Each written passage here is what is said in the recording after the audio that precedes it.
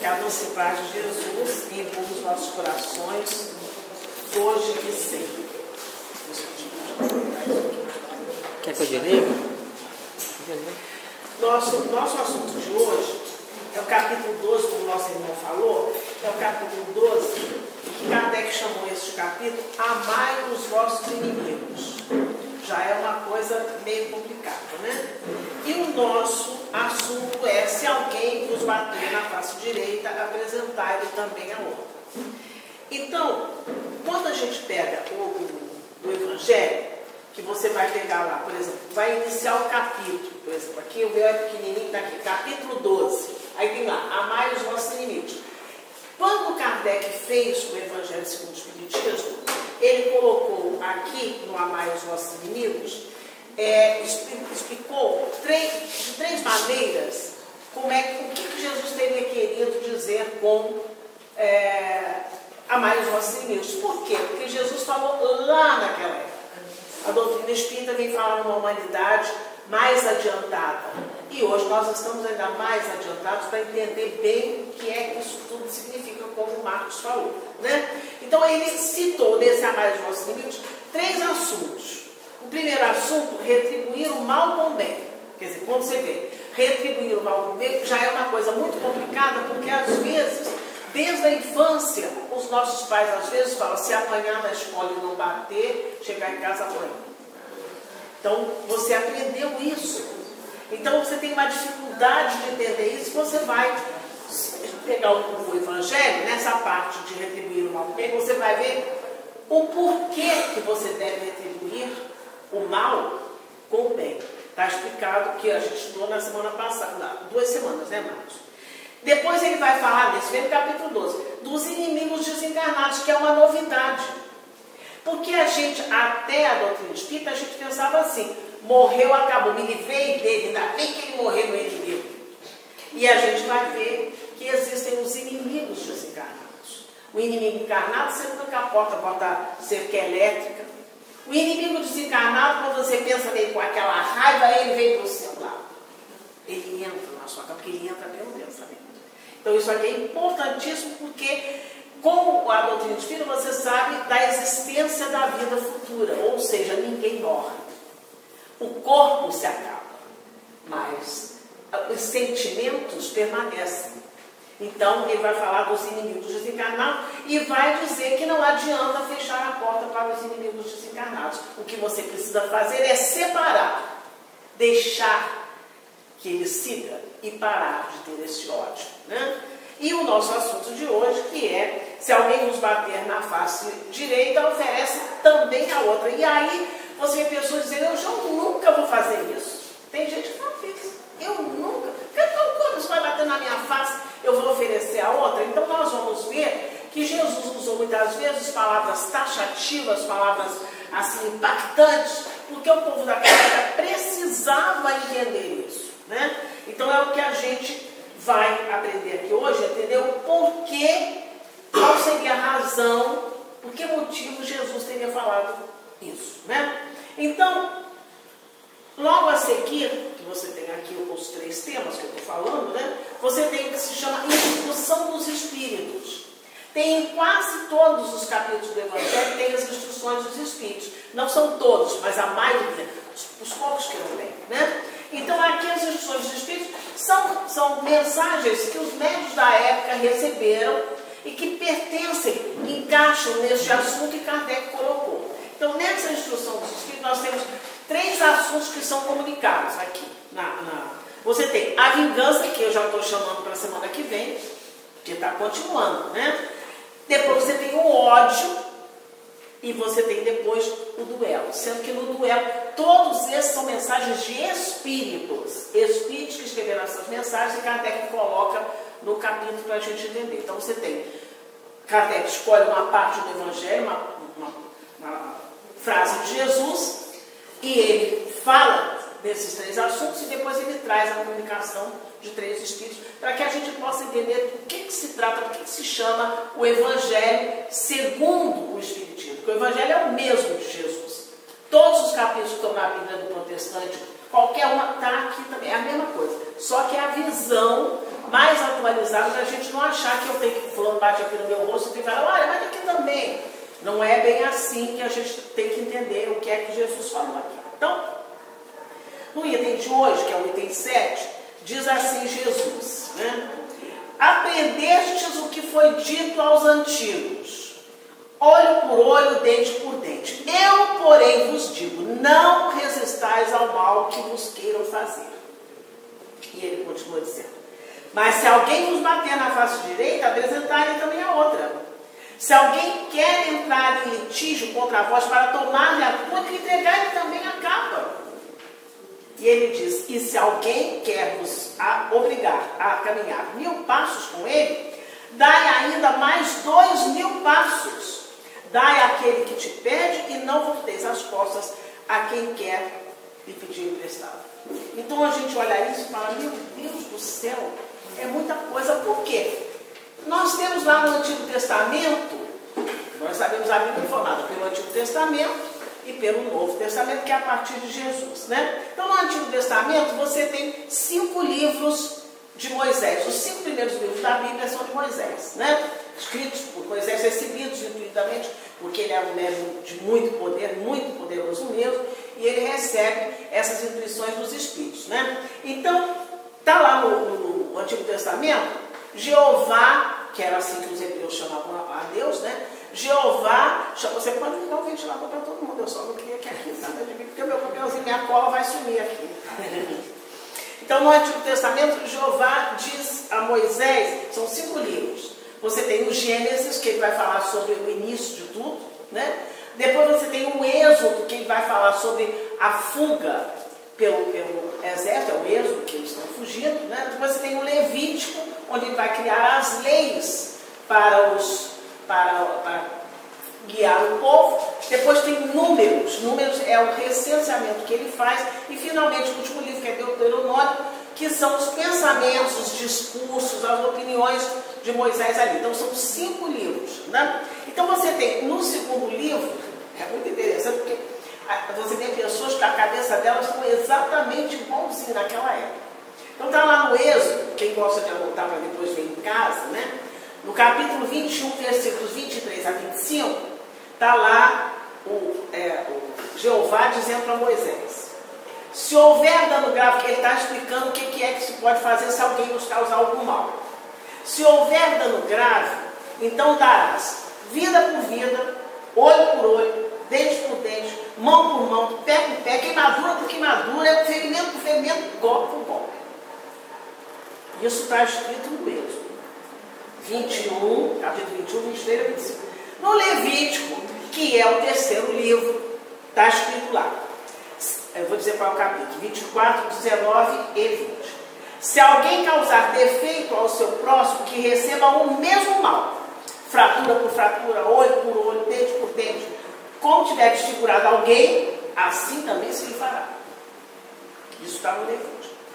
E aí você tem finalmente no Deuteronômio, que é o 5º livro, o último livro, está escrito no capítulo 19, versículo 21. Não o olharás com piedade. Não, você não pode olhar outra pessoa com piedade. Viu? Preste atenção de onde vem às vezes esse olho, essa coisa que a gente, essa dificuldade que a gente tem. Está lá, é muito tempo a gente com esse pensamento. E a gente é muito imperfeito, então a gente tem uma dificuldade de mudar. Então, não olharás com piedade. Vida por vida, dente por dente, mão por mão, pé por pé. Vocês acham que foi alguma coisa, alguma novidade terem crucificado Jesus? Quando ele diz, amarás, vou mudar do jeito que está aqui. Ouvir, aprendeste o que foi dito aos antigos, olho por olho, dente por dente. Eu, porém, vos digo, não resistais ao mal que vos queiram fazer. Não é forte isso? Com as pessoas que dizem, olho por olho, queimador, não dá para aguentar vocês, não resistais ao mal que queiram lhe fazer. Deixou meio maluco, né? Você vê hoje ainda esse nosso pensamento, entendendo que a doutrina espírita vem explicar o que era, que realmente não é nada desse jeito que está aqui, assim, pé da letra, a gente ainda tem dificuldade. Para você ver como é que a gente precisa, naturalmente, entender este processo. Porque é um processo totalmente diferente do que se tinha visto até aquela época. E de Jesus para cá, nós andamos muito pouco. Houve um tempo em que foi proibido, entre aspas, pelas outras religiões, que houvesse manifestação espírita, manifestação mediúnica. Então, aquilo parou. Só em 1857 que nasce o Livro dos Espíritos, e aí, a partir daí, a ciência mostrou que havia em nós duas coisas. Este corpo que vocês estão vendo e o meu espírito que vocês não veem, porque ele está aqui junto de mim. Ele está aqui como se fosse dentro, entre aspas, dentro do meu corpo. Ele está guiando o meu corpo. Quando eu falo, quando eu mexo a mão, quem mexe é o meu espírito. Então, se o meu corpo morrer, 75 anos, é claro que daqui a pouco não vai funcionar mais. O que vai acontecer com o meu espírito? Sai, tranquilamente, pode jogar fora. Isso aqui é um corpo envelhecido. Eu não sou uma velhinha, meus amores. Eu não sou uma velhinha. Eu sou um espírito imortal que nessa encarnação, pela misericórdia infinita de Deus, recebeu um corpo feminino que está envelhecido. É diferente de ser uma velhinha. Porque daqui a pouco eu vou ser bebê de novo. Então eu não sou uma velhinha, eu estou uma velhinha. Daqui a pouco eu vou renascer novamente para continuar a minha caminhada, que falta muito para aperfeiçoar. Não falta pouco não, falta muito. Tudo isso que a gente aprende aqui no Evangelho, a gente tem que praticar, e é complicado, é difícil, mas a gente tem que praticar. Né? A gente lembra quando a gente era pequenininho, ele já não faz mais isso provavelmente, a gente ia contar, o que a gente fazia? Contava com os dedos, contava os dedos do pé, né? Não precisa. A gente passou dessa fase. A gente escrever o nome é uma dificuldade, aquela coisa sombria, descia, assim, porque mudamos. É outra época. Então é isso que Jesus disse. Ouviste, aprendeste o que foi dito aos antigos, olho por olho, dente por dente. Eu, porém, vos digo, não resistais ao mal que vos queiram fazer. Aí ele vai explicar por quê. Jesus vem e nos conclama, nos ensina, nos exemplifica. Porque ele não só falou, ele exemplificou que há uma necessidade. O que é uma necessidade? É aquilo que você não pode ficar sem. Há uma necessidade de mudança de atitudes. Nós precisamos mudar as nossas atitudes. Então, queridos, os antigos faziam assim. Mas nós não podemos fazer assim, que nós somos o quê? Cristãos. Se eu sou cristão, eu tenho que entender que todos são meus irmãos. A parábola do filho pródigo é uma parábola que fala isso. Né? Quando o filho que gastou tudo volta e o pai o recebe com amor, esquece tudo de errado que ele fez, o outro irmão faz o quê? Exatamente. Fica danado da vida, fala, eu sei que fiquei aqui, e você agora o outro que gastou tudo, você recebe. Todos são filhos. Todos.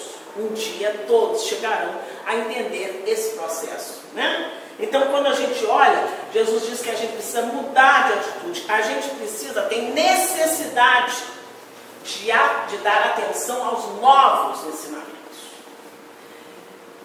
Eu tenho uma pessoa que é meu amigo e que se ofereceu para ensinar a pobre velhinha aqui, que não sabe nada de computador, né? Por quê? Porque eu tenho que me adequar a isso. Embora 75 anos, eu tenho que me adequar. Não vou nem dizer que é uma pessoa que dirige uma casa espírita, que se chama Caminho da Luz, porque a dificuldade, porque é como colocar aqui, atenção aos novos ensinamentos. Senão você chega na fila e a pessoa fala assim, é aquela velhinha que não tem e-mail. Né? Você tem que saber, tem que se ajustar aos novos ensinamentos. Eu tenho, eu não abro não, mas eu tenho. Só tem que eu tenho, mas só tem que avisar, olhar no seu e-mail. E finalmente, a necessidade de sermos e nos conduzirmos e agirmos como cristãos. É uma necessidade que nós temos, porque senão a gente não vai progredir, né? E Jesus diz para a gente não se apavorar, não ficar nervoso. A gente deveria se basear em duas frases, todos nós sabemos de cor, todos, sem exceção. Qual é a primeira frase? Amar a Deus acima de todas as coisas e amar ao próximo como a si mesmo. Então a gente sabe isso de cor pra caramba, Mas o que significa isso? Amar a Deus acima de todas as coisas e amar a próximo como assim. Porque ele repete isso parecendo um papagaiozinho, né? Se você ensinar o seu papagaio em casa a falar isso, você vai falar, amar a Deus assim, vai falar. Aí ele sabe não o que é. E nós estamos fazendo assim. Então, quando a gente fala amar a Deus acima, o que é isso? Amar a Deus acima de todas as coisas? É perceber, é ter a consciência, é entender que Ele é meu Pai. Ele é Pai de toda a criação.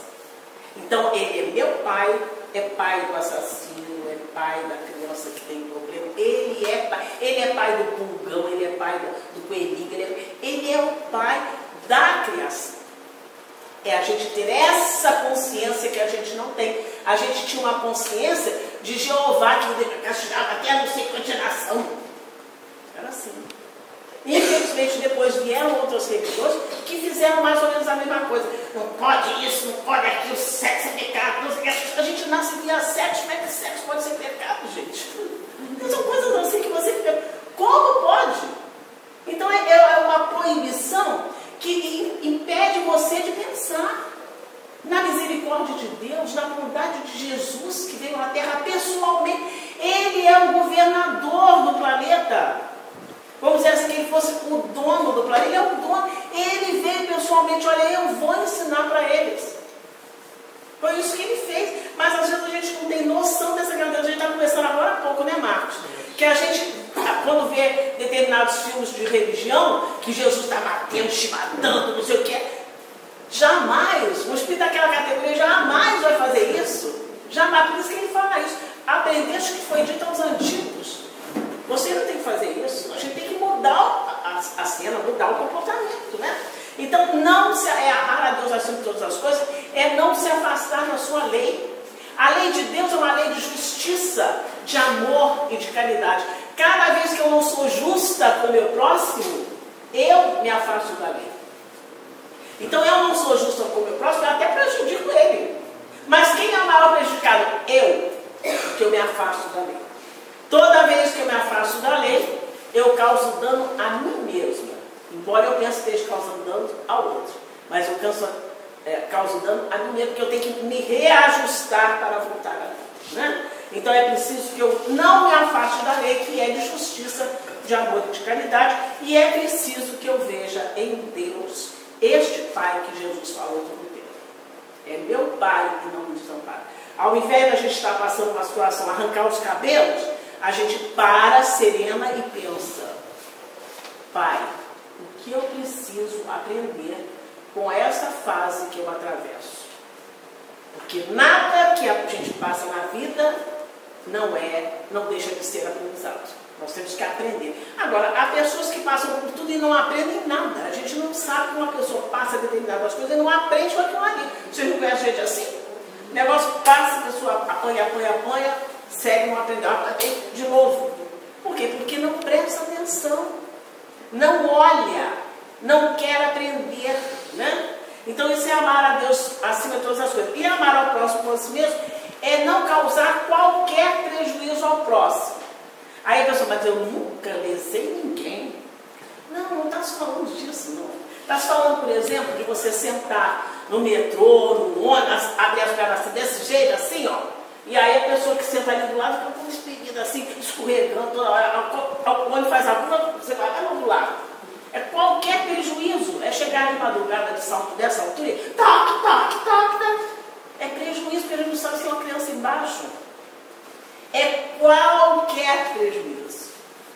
Uma hora a gente vai aprender a ser Joana d'Arc. Mas vai demorar um pouquinho. Né?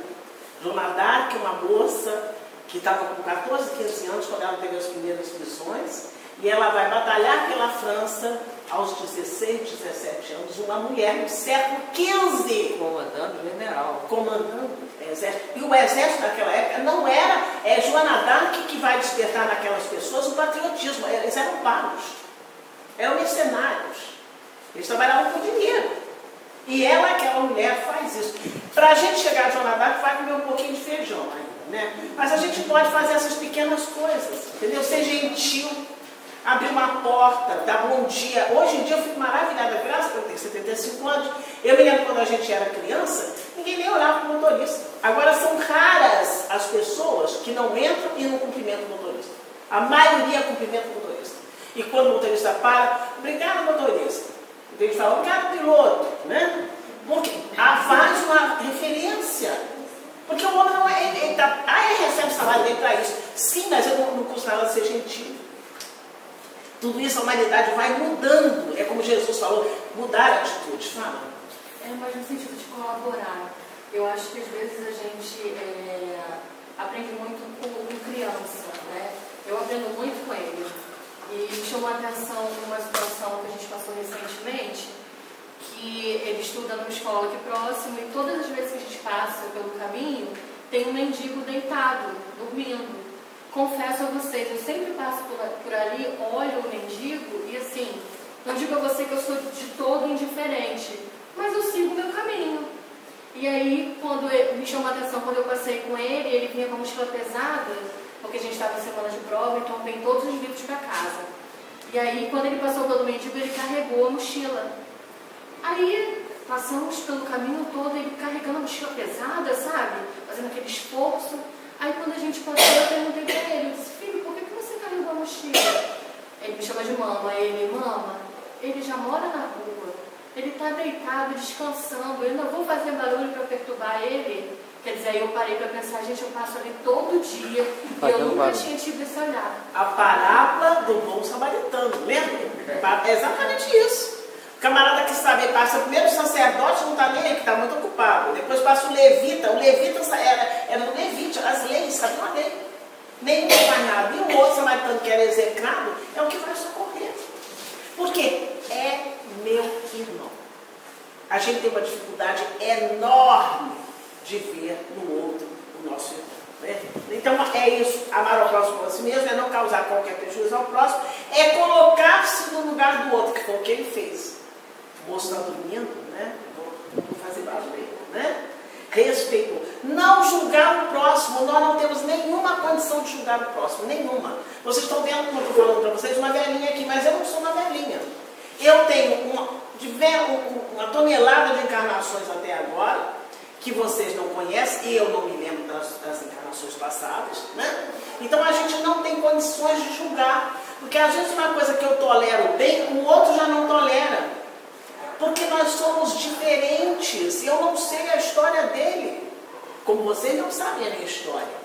Eu sei mais ou menos a minha história pelas minhas tendências, para onde o corpo puxa, porque para onde o corpo puxa, é de lá que você não deve ir, porque é de lá que você está vindo. Não precisa consultar a vovó Catarina no jogo de impulso, não precisa. Só prestar atenção com quem é que você está encarnado, o que é que acontece, vira e mexe acontece, vira e mexe acontece. É só você ver isso, não precisa. Presta atenção na família, presta atenção no seu caminho, que você vai ver da onde é que você vem. Mas a pessoa pergunta, e a minha dignidade? Não é? O que eu vou fazer quando me bofeteia, me fala, me dá um desaforo? E a minha dignidade? O que eu faço, né? Fulano me ofendeu, o que eu faço com a minha dignidade? Então aqui a gente vai ter honra, né? Meu ponto de honra. Você é ponto de honra, não abro mão disso, né? Na realidade, quando eu falo a minha dignidade, nada mais é do que o meu orgulho e a minha vaidade. Principalmente se eu sou mais que o outro, o que quer que seja, se é para briga, se é porque eu sou chefe, não importa. Se eu me vir mais que o outro, eu parto para briga, que é a minha dignidade, eu fui ofendido. Então, quando a gente diz, e a minha dignidade, em realidade eu tenho uma preocupação de satisfazer o meu orgulho e a minha vaidade, e faço uma coisa que não precisa. A ofensa não é uma humilhação. A ofensa não é uma humilhação. Eu só me diz, você é uma velha maluca. Eu vou escutar e fazer o quê? Você acha que eu vou brigar? Eu acho que eu não estou maluca. Estou velhinha, esqueço as coisas, estou maluca, ainda não estou. Então, não me ofende. Não é nenhuma ofensa. Ele está aborrecido comigo e não está... Entenderam? Você não tem que associar uma coisa à outra. Você não tem que achar que a ofensa é uma humilhação. Às vezes, o que a pessoa fala é uma verdade. E aquilo me dói, eu viro fera. Entenderam? É preciso que a gente consiga olhar as coisas com o verdadeiro olhar. Em que eu estou inclusa nisso? O que é que eu tenho de participação nisso? Né? Mas você associa sempre, eu fui humilhado na frente de todo mundo. O tempo vai passar e a pessoa vai ver, isso aconteceu comigo, né?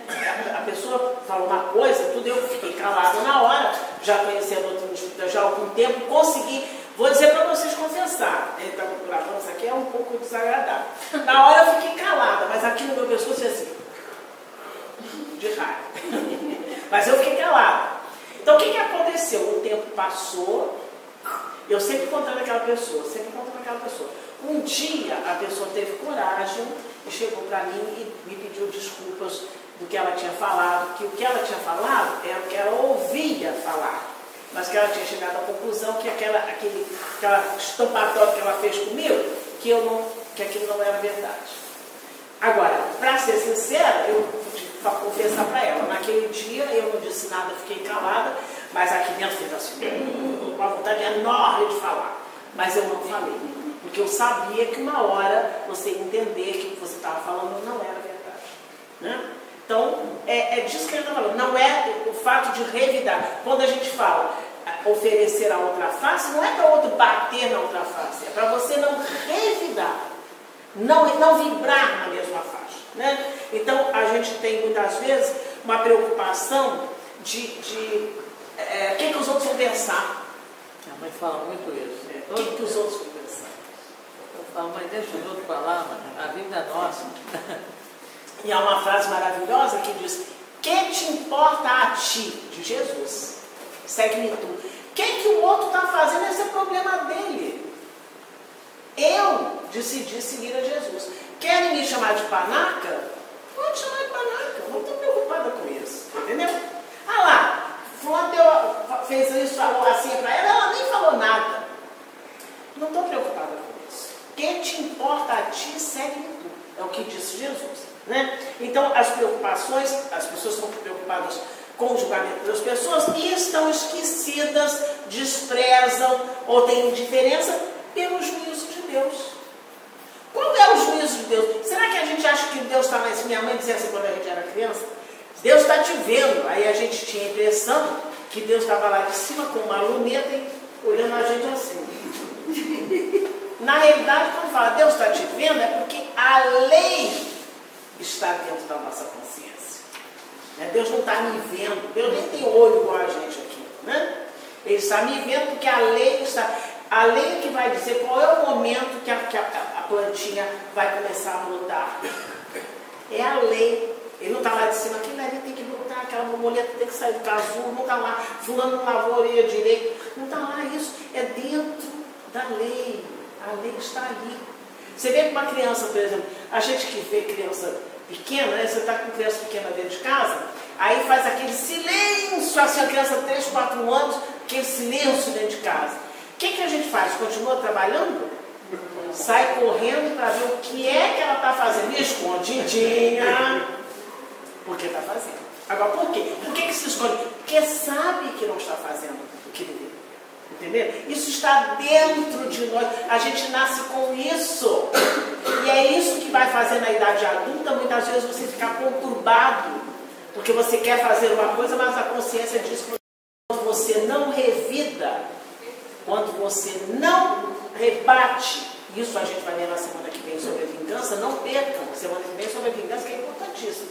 Quando você não revida, quando você não rebate, quando você não guerreia, as pessoas muitas vezes te chamam de covarde. Mas não é verdade. Não é. A verdade é que você ainda não tem a coragem moral. Porque a coragem moral foi o que Jesus fez. Todos o ofenderam, ele respondeu educadamente, como o Espírito Superior, do jeito que tinha que responder a César, a todo mundo ele respondeu, né? Mas sem ofender. E fazendo com que a pessoa fosse pensar o que ele estava falando. Foi o que ele fez. Né? Isso é o quê? Chama-se coragem moral. A coragem moral. Você pode ser muito corajoso porque está dando bofetada no outro, mas isso é covardia moral. É covardia moral. Você pode ser valentão, não tem aquelas pessoas que fazem aquelas lutas, não sei o quê, não sei aonde, cravo magá, não sei o quê, sabe fazer aquilo tudo. Isso não é coragem. Coragem é você passar por determinadas provas e aguentar aquilo ali, esperando que as coisas sejam transformadas. Então, para nós entendermos melhor o porquê dessa afirmativa de Jesus, ele nos enviou exatamente o que ele falou que enviaria. Eu não vos deixarei órfãos, eu vos enviarei outro Consolador, já que ele é o Consolador, já que ele trouxe esse consolo, né? E este Consolador é a doutrina espírita, e ele diz: este Consolador vos fará lembrar tudo o que vos tenho dito, que é o que a doutrina espírita faz. Você pega o Evangelho, são todas as palavras de Jesus que estão no Evangelho de qualquer religião cristã. Eu vou relembrar todas as coisas e vos explicará o que tem de ser para os dias de hoje, que é o que a doutrina espírita faz, né? Então Jesus envia esse Consolador que nos explica, nos demonstra o inconveniente. O que é uma coisa que é inconveniente? Que não nos convém. A inconveniência de não amar. Então, se eu não respeito o outro como meu irmão, significa que eu não o amo. Não é que você não ama, é diferente. Até que uma coisa chama atenção. Porque há uma inconveniência de não amar. Quando você não ama, você não consegue caminhar. É como se você tivesse, a escola é sempre muito bem lembrada pelos espíritos para nos explicar as coisas. Quando você está na terceira série, se você não domina todo o material, todo o conteúdo da terceira série, você pode passar para a quarta? Aí você repete. E você repete. E você repete. Quando é que você vai passar para a quarta série? Por antiguidade? Não. Jamais. Então você tem que ter a conveniência. Qual é a conveniência se você quer sair da terceira série para a quarta? Estudar. Qual é a conveniência se você quer sair do planeta de provas e expiações para um planeta melhor? Amar. Por isso que Jesus fala. Olha o verbo. Amar a Deus acima de todas as coisas. O verbo é amar. Amar ao próximo como a si mesmo. O que nós precisamos aprender? A amar. E a gente já aprendeu muita coisa. A gente já aprendeu. A gente não está mais querendo, algumas pessoas ainda estão, né? Infelizmente. Olho por olho, dente por dente, mão por mão, pé por pé, queimadura por queimadura. Tem gente que não acha que é assim. Mas a maioria já não acha. A maioria já se apieda daquele que não consegue entender o processo. Não chama mais de burro. O fulano não é burro. Ele ainda não entendeu, como ele coloca para nós aqui, o inconveniente de não amar. A gente vai muitas vezes, eu tenho uma amiga que viajou agora há pouco tempo para países fora aqui do Brasil, e ela voltou de lá encantada. Porque a Europa, porque o Brasil. E olha só, vamos, por favor, fazer um parâmetro. Vamos fazer um parâmetro. Essa Europa que você fala, quantos anos tem? E a gente, ela mesmo falou que foi a uma biblioteca, que o primeiro livro mais antigo foi escrito em 546. Não é 1546, não. Em 546. Peraí, você está vendo a diferença? Faltava 1000 anos para a gente ser índio. Ele já tinha uma biblioteca. Então, quer dizer, não é vantagem. A vantagem vai ser se nós acelerarmos o nosso processo, porque eles aprenderam com muito sofrimento. 2 guerras, uma quantidade de coisas. Nós também vamos aprender. No momento a gente vai entender, quando um leva vantagem e os outros todos levam desvantagem, isso é ruim Não é para nós que estamos levando a desvantagem, tentando harmonizar o que a gente pode. É daquele que leva a vantagem e prejuízo de todos. Quando ele entender isso, ele não vai fazer. Então lá eles já entenderam a duras penas. Você não vê, você deixa uma pessoa, como é que é o nome? Você chega no supermercado, ela falou, não sabia fazer. Chegou no supermercado, você pega as suas compras e você mesmo paga as suas contas, não tem ninguém. Você passa lá assim, negócio assim, flip, você que faz. Depois você pega o seu dinheiro, bota ali, a máquina dá troco. Aí você, ele dá bem. Eles já viram que se dá bem é se dar muito mal. Se dar bem é se dar muito. É isso que a gente vai chegar a esse entendimento. A gente vai ver que quando alguém me bate na face direita, alguém me ofende, porque eu bater na face direita é uma figura de linguagem. Né? Quando alguém me ofende, se eu revido, eu estou igual a ele. Eu não consigo crescer.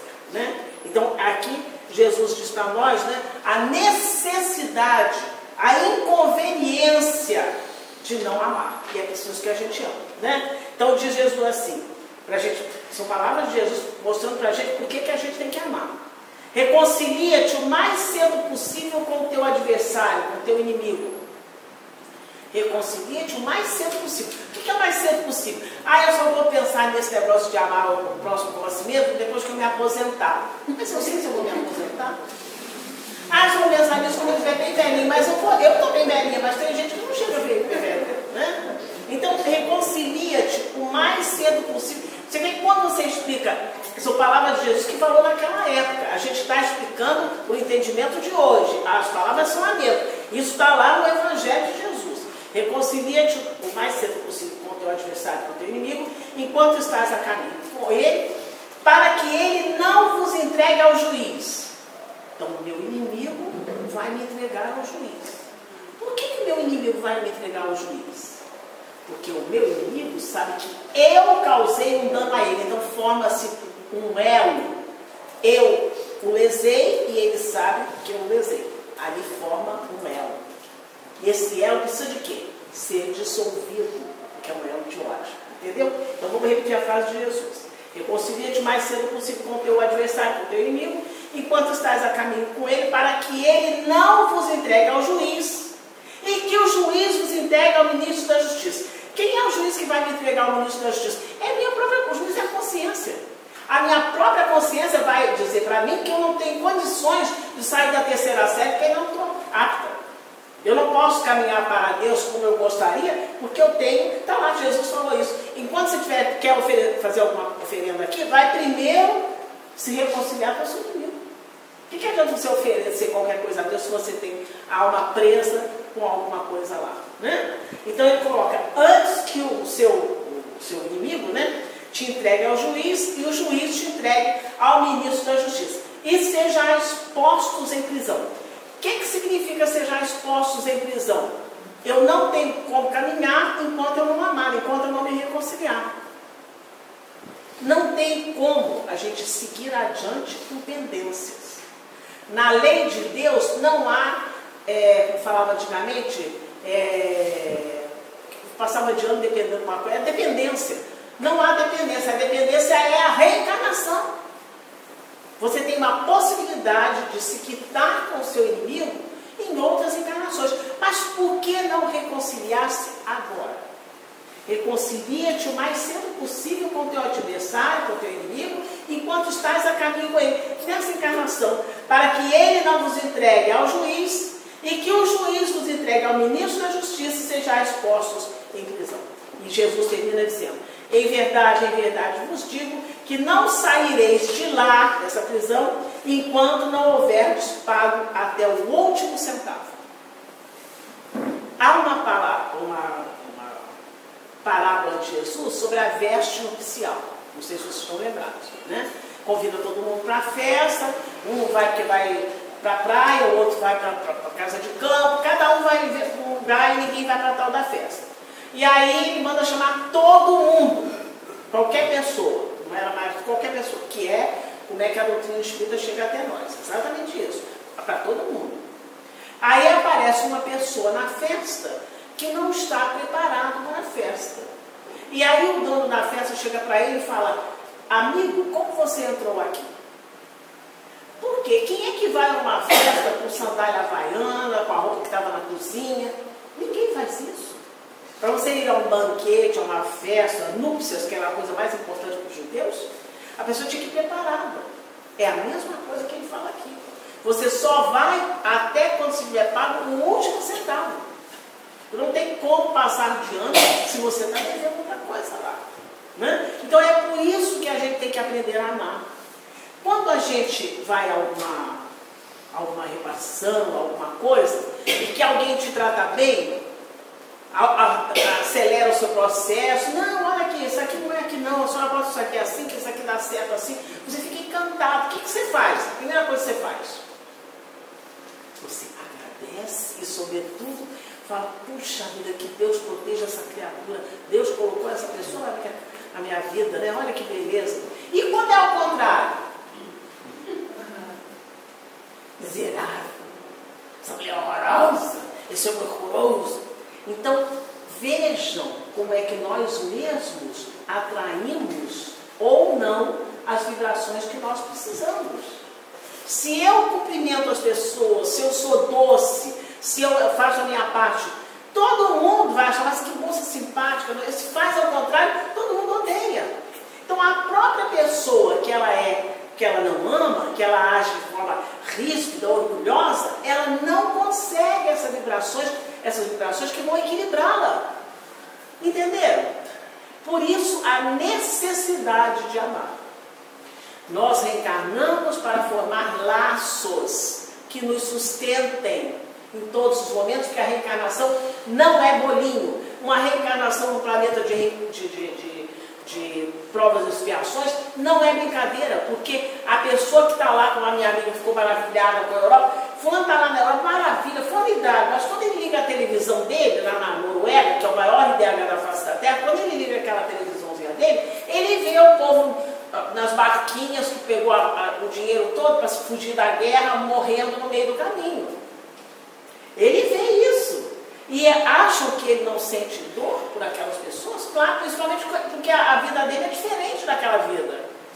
Então, nós estamos no planeta de provas e expiações, e quem quer que esteja neste planeta sofre, ou por si mesmo, ou pelo sofrimento do outro.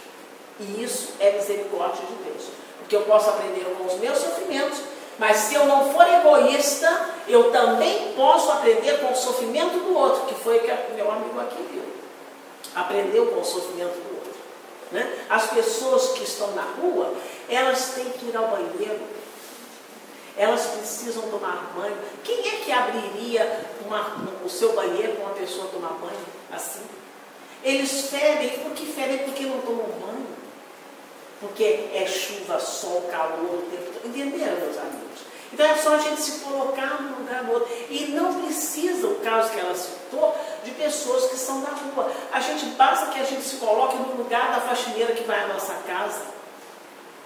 Que tipo de conforto ela tem? É o conforto da minha casa? Não é.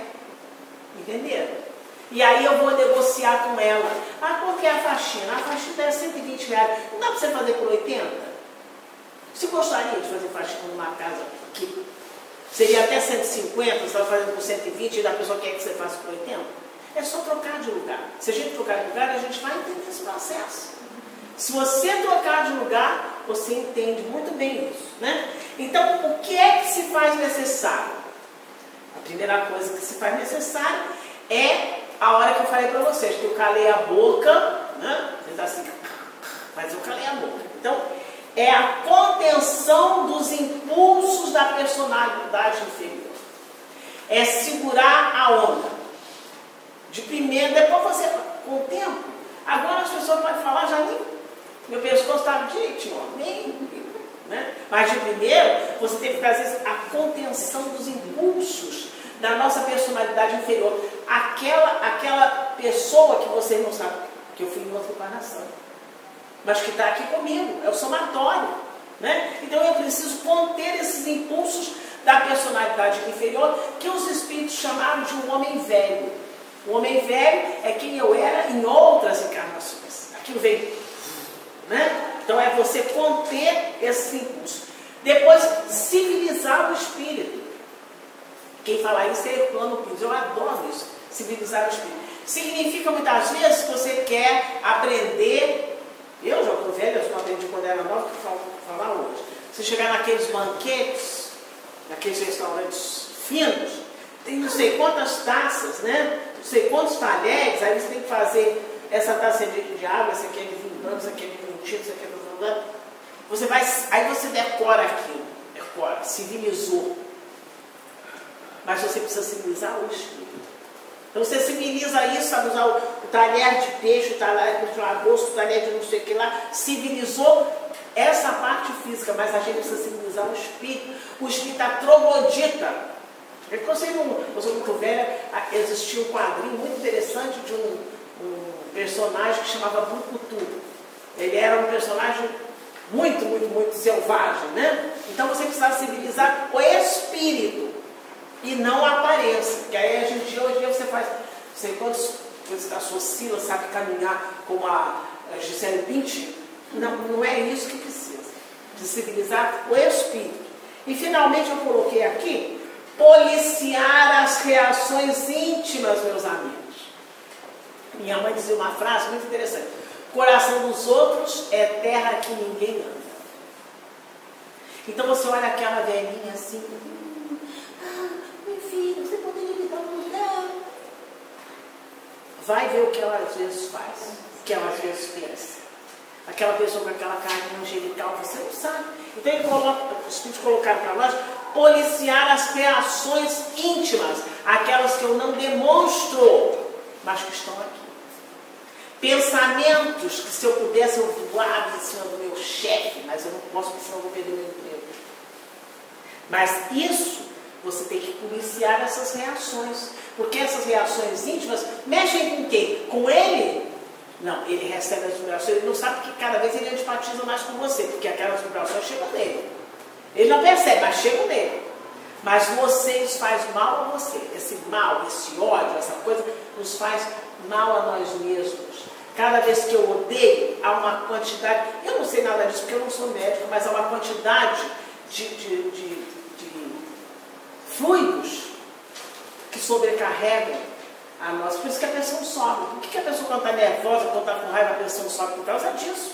Isso tudo mexe na suprarrenal e você faz muito mal. Então precisa, naturalmente, policiar as reações íntimas que eu não demonstro, mas que estão comigo aqui. E eu só não faço porque vai aparecer na televisão e eu não quero que as pessoas pensem daquela velhinha boazinha, com a carinha não sei quem fez a palestra, né? Eu tenho medo da televisão ou de aparecer nas manchetes, ou de ser presa, né? A gente pode ser presa, né? Eu quero finalizar aqui, eu não sei se vocês conhecem esse livro aqui, vocês têm aí, Marcos.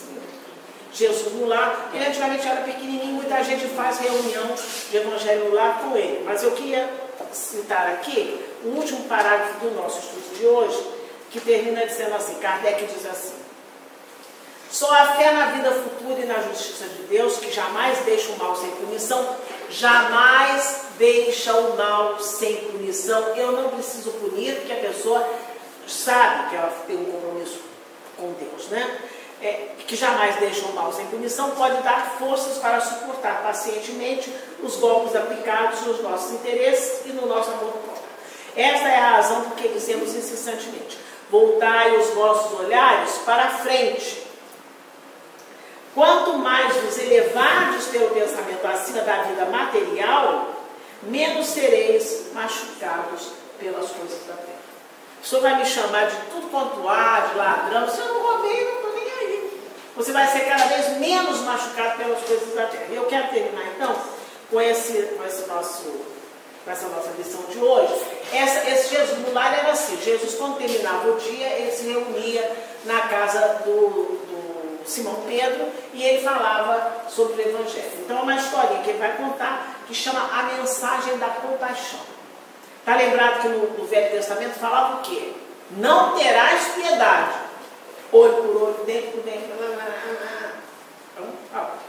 Dentro da noite clara, a assembleia familiar na casa de Pedro centralizou-se no exame das dificuldades no trato com as pessoas. Como é difícil lidar com as pessoas, não é verdade? Às vezes irmãos na mesma casa, né? Marido, mulher, vizinhos, né? Então eles começaram a conversar sobre a dificuldade de se tratar uns com os outros. Aí Pedro pergunta: como estender os valores da boa nova? Como é que a gente vai explicar isso para a pessoa? Se alguém bater na face direita, oferece também a outra. Como é que você vai explicar isso, né, para as pessoas? Né? Como instalar o mesmo dom e a mesma bênção em mentalidades tão diferentes entre si? Fim do longo debate, eles debateram isso, né? Fim do longo debate, em que Jesus se mantivera calado, João perguntou-lhe preocupado. É preciso lembrar que João e Pedro, eles eram pessoas que partiam da briga mesmo, né? Um puxar a espada, quem quer matar, né? Era gente assim. Então ele pergunta: Senhor, que fazia diante da calúnia que nos dilacera o coração?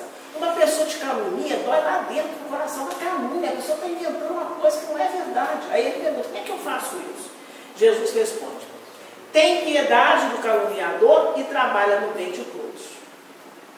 Porque o amor nos desfaz das trevas do mal e o serviço destrói a ideia desrespeitosa. Com o passar do tempo, a pessoa passa a nos respeitar, esse é o valor do amor. Aí Tiago perguntou, Tiago, filho de Zebedeu, perguntou: mestre, e como agir perante aquele que nos ataca brutalmente? Como é que eu faço? Como ela me ataca brutalmente? De graça. Não vai com a minha cara, de graça. A resposta de Jesus: um homem que se conduz pela violência deve estar louco ou envenenado. Auxiliemo-lo a refazer, porque a lei é de amor. A gente deve agir. A lei de Deus é de amor. Quando eu ajo sem amor, eu estou agindo fora da lei. Então Jesus diz que ele deve estar louco ou envenenado. Auxiliemo-lo a refazer-se. Senhor, disse Judas, e quando um homem nos ofende, o homem que nos ofende se reveste de autoridade respeitável. E aí Jesus diz: a serpente pode ocultar-se num ramo de flores, e há vermes que se habituam nos frutos de uma bela apresentação. O homem de elevada categoria que se revela violento e cruel é enfermo, ainda assim. Compadece dele porque dorme num pesadelo de escuras ilusões, do qual será constrangido a despertar no dia. Ele não tem como passar para a quarta série enquanto estiver violento assim. Isso é um exemplo que eu estou dando aqui, que a gente falou sobre isso aqui. É o que está falando. Ampara-o como puder e marcha no teu caminho. Que te importa a ti, segue-me tu, que é o que Jesus ensinou. Aí o outro pergunta: mestre, e quando a casa é atormentada por um crime, como procederei diante daquele que me atraiçoa a confiança e me desonra o nome e envenena e ensanguenta o meu lar? Jesus responde: apieda-te do delinquente de qualquer classe, e não desejes tu violar a lei que o próximo desrespeitou. Se ele desrespeitou, é ele que desrespeitou. Ele coloca, Jesus fala bem isso aqui: não desejes tu violar a lei que o próximo desrespeitou, porque o perseguidor e o criminoso carregam consigo a abrasadora fogueira. Eles sabem o que fizeram. Eles sabem o que fizeram, né? Não adianta partir para não sei para onde, uma hora tem que ajustar as continhas. E aí ele diz assim, Jesus dizendo: o tempo está encarregado de retribuir a cada criatura de acordo com o seu esforço. E aí Bartolomeu fala: Senhor, mestre, o que fazer do juiz que nos condena por parcialidade? É meu amigo, eu acho desse jeito. Não é meu amigo, né?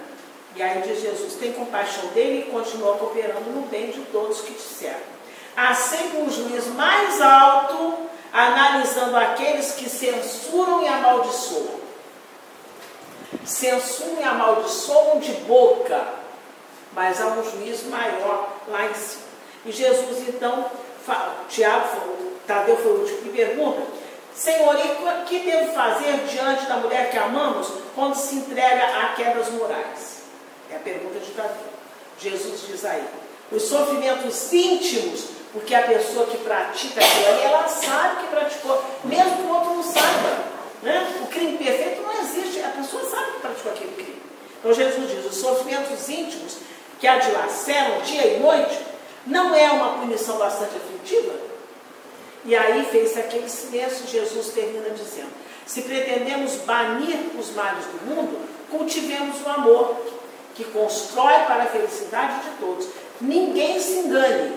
As horas são inflexíveis instrumentos da lei que distribui a cada um segundo as suas obras. Ninguém procure sanar um crime praticando outros crimes, porque o tempo tudo transforma na terra, operando as labaredas do sofrimento ou então com o gelo da morte.